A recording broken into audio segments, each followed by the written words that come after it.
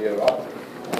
Okay, so the result is now, how to show the substitution effect and the income effect? As you can recall in the year 1, to find the substitution effect, we must remove away the what? The income effect. Now, I think you can see from this diagram, is the savers now richer or poorer? He's here. So is he richer or poorer? He's richer, right? Based on his definition of real income. His real income is higher. And so if you want to find the substitution effect, you have to remove away the income effect. That he's richer, right? And so since he's richer here, to remove away the income effect, you have to reduce his income. Right? His bottom line is here. He's richer, so we have to reduce his income. If you reduce his income, the bottom line will shift back.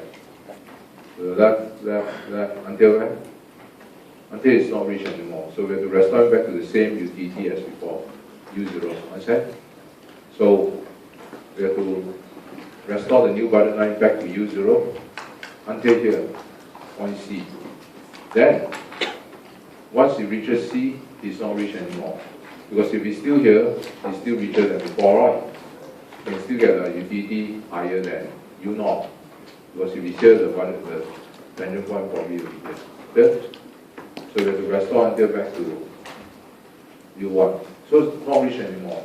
Now once it's reaches C, there's no more income effect. All the income effect has been successfully removed. Therefore, the movement from A to C is defined as the substitution effect, remember? Because at C, there's no more income effect.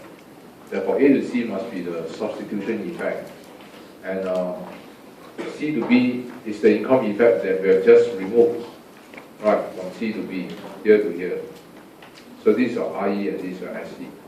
Now that shows that for the SE, A to C is the SE. So the substitution effect says what?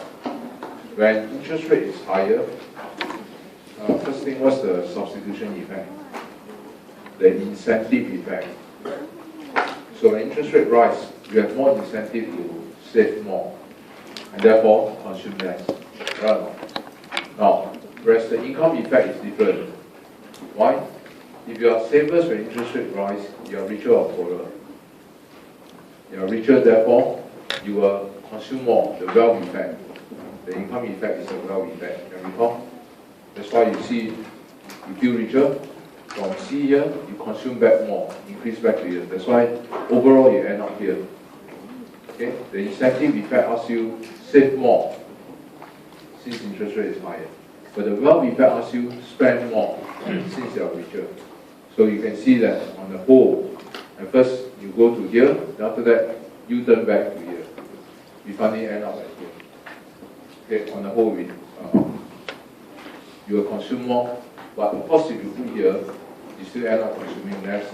Right. But the point is that the IE is always to feel richer, spend more. Right.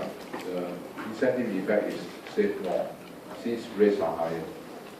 Okay, so this is the SE and the IE, which is required when I ask you to show.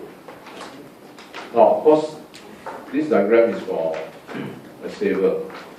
Now, had this person been a borrower, then the story will be slightly different, as you can see for yourself here. So I'm going to show you a borrower now.